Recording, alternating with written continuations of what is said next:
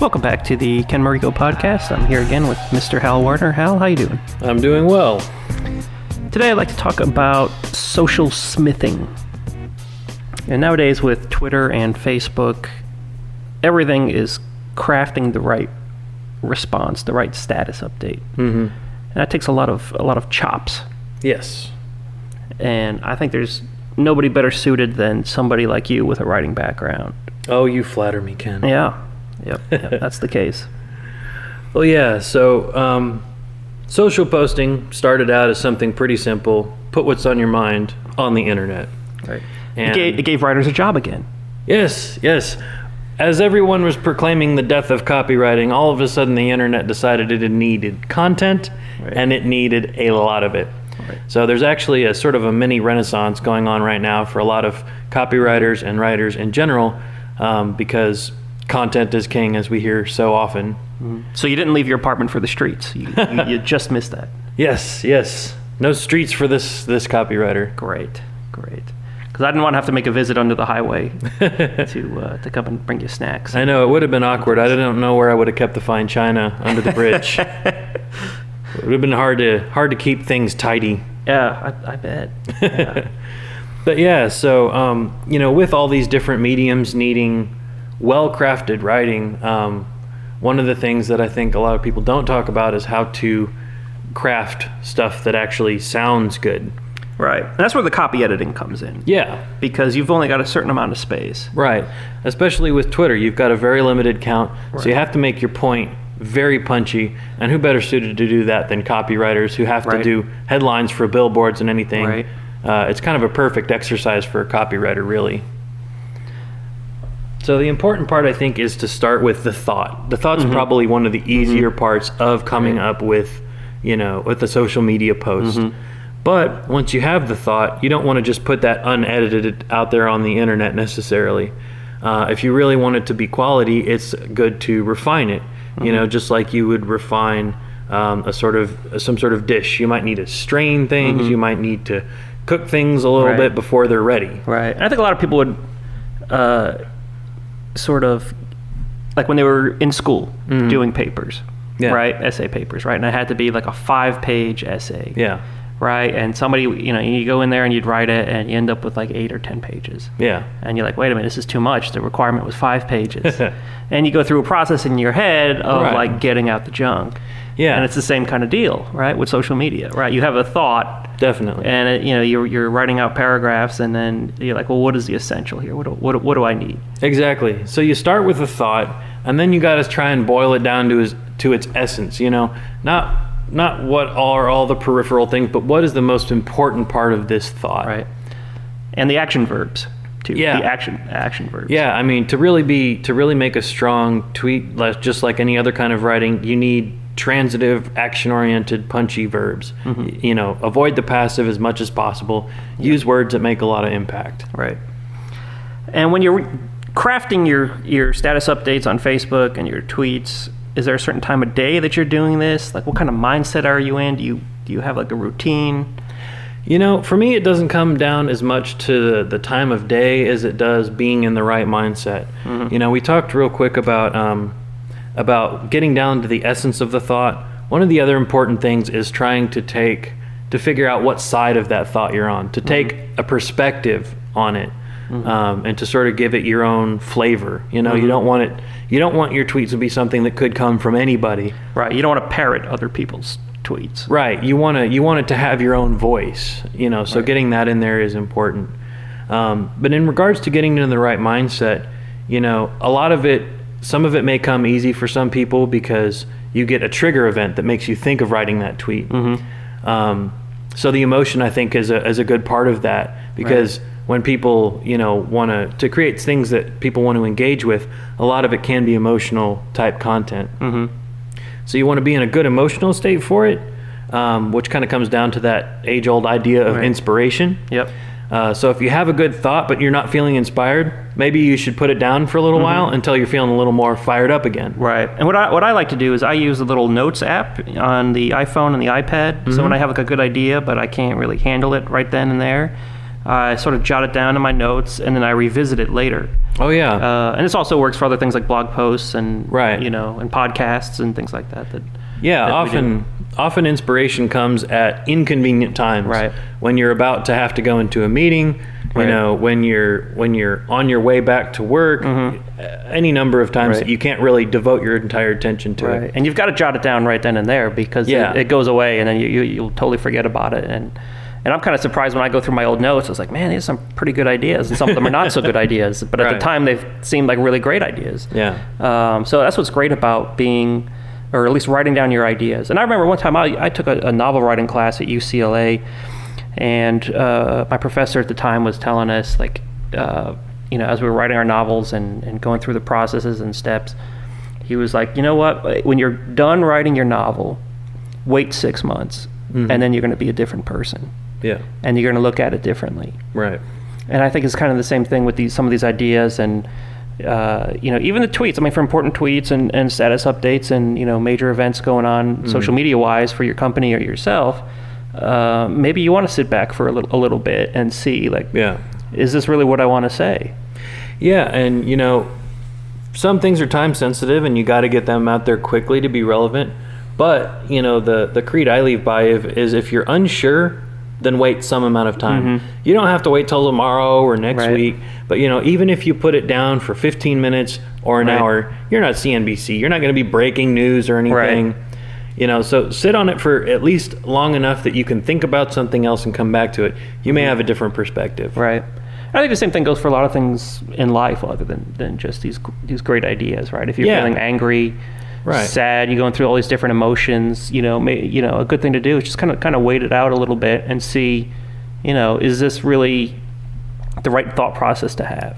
Yeah, your first reaction is rarely the best one when it comes to creating any kind of content. Right. And, so you get your inspirational state, you make sure to record things to do them later if you need to sit on them, or if you just can't get to them at the time. And then I think that last step is paring that idea down to something you can fit in that space, making it punchy with sort of common rhetorical things that make it more memorable. Whether that's a parallel structure, Right. or taking a familiar phrase and twisting a word or two in it to make a new point. Right. A lot of those things can make your post a lot more memorable. Yeah.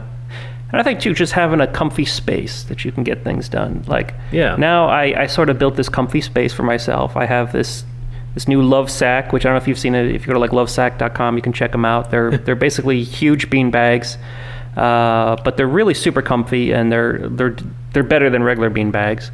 And I've got a footstool, and it's great for just hanging out with the iPad, doing some reading or writing. Because a lot of times I think people are working in very uncomfortable chairs.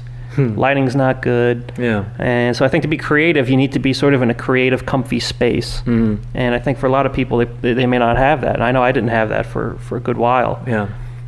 One of the most important things for writing and being productive and creating, good words that you actually want to share with people is to have a mental separation of the time and place and conditions for doing that. I think a lot of people undervalue that. A lot of professional writers have very strict kind of habits. They only write in this space. They don't do other work in this space. Right. They don't go to sleep in this space. And having that location can put you in the right mindset for writing. You can kind of train your brain almost like a Pavlovian response that this is my writing place. Right. And it doesn't have to be a physical place either. It can be a time of day, or it can be something like putting on your headphones and listening to a certain kind of music. True. Headphones are great. Yeah. And so whatever it is you need to do to create your writing space, whether it's a physical or a mental space, that's going to give you a lot more mileage for what you do. Right. And you see companies do this all the time with ad agencies, have like these comfy couches and pinball machines, and Right. and the .com companies, a lot of the tech companies do this because they know that like you need to be in a good space, or at least a place where you can sort of relax and get refreshed, and then go back to your desk and then have some great ideas then. Right. One of the famous edicts for writers is write drunk, edit sober. Now, That's great. This might not be possible at your workplace, and that's fine.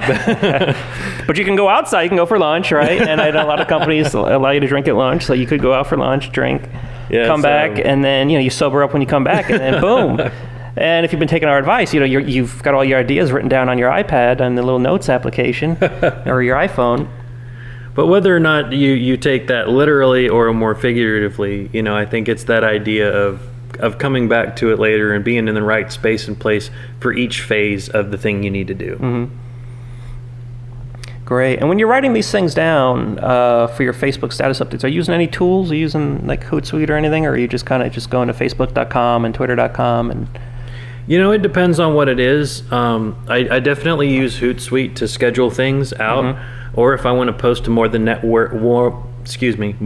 one network at once, I'll use Hootsuite, assuming I don't want to adjust the post to be longer or shorter for different networks. But a lot of the time, I'll also do it live. If I only want to post it to Twitter and I have the thought right then, go ahead and get right into it. Yeah, and something too that Twitter allows you to do that I didn't realize is that if you have a great idea and like Twitter won't let you repost the same tweet within 24 hours. So if I say, hey, I've got a podcast with Hal Werner, I could tweet that out once, but then the next hour I couldn't tweet out the exact same phrase again, right? Because Twitter would block that. But you can do it for 24 hours. So if you set up your scheduling through TweetDeck, and you had a great idea and something you really wanted to promote, well, you could just set it, to post every 24 hours or once a week for the next 4 weeks or something like that. Right, and there's no shame in repeating stuff once in a while. There is obviously a limit to where you don't want to become a spammer with it. But certainly, some people only check their feeds at certain times. Some people use high for a little while and then low for a little while. And so posting it once or twice here and there is not a bad idea, just to give different people a chance to see it. Now, when you're smithing these status updates, do you draw any inspiration from other like people that you follow, or like when you think of great tweets, like is there somebody that you model yourself after? Or? There are a couple of people that I think do some really nice tweets. I don't necessarily remember all of them right offhand because there are a number of them I follow, but there's one guy on Twitter at Mike Fine Creates, and he has some really snappy stuff. You normally don't want to stop and look at the tweet for someone who's promoting their own portfolio stuff, but he does his stuff in such a concise and relevant way with so many layers of cleverness that even just reading his tweets about his new portfolio pieces are fascinating. Wow. And I think that's the key word there, concise. Yeah. With social media, you want to be concise. Yeah, he can do more in 140 characters than most people can do in 10 pages.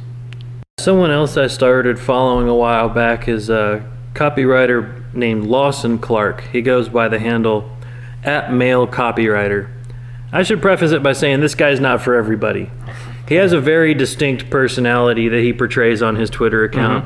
And, I suspect a reasonable amount of it is branding, but his whole shtick is being really, what's a good way to describe it?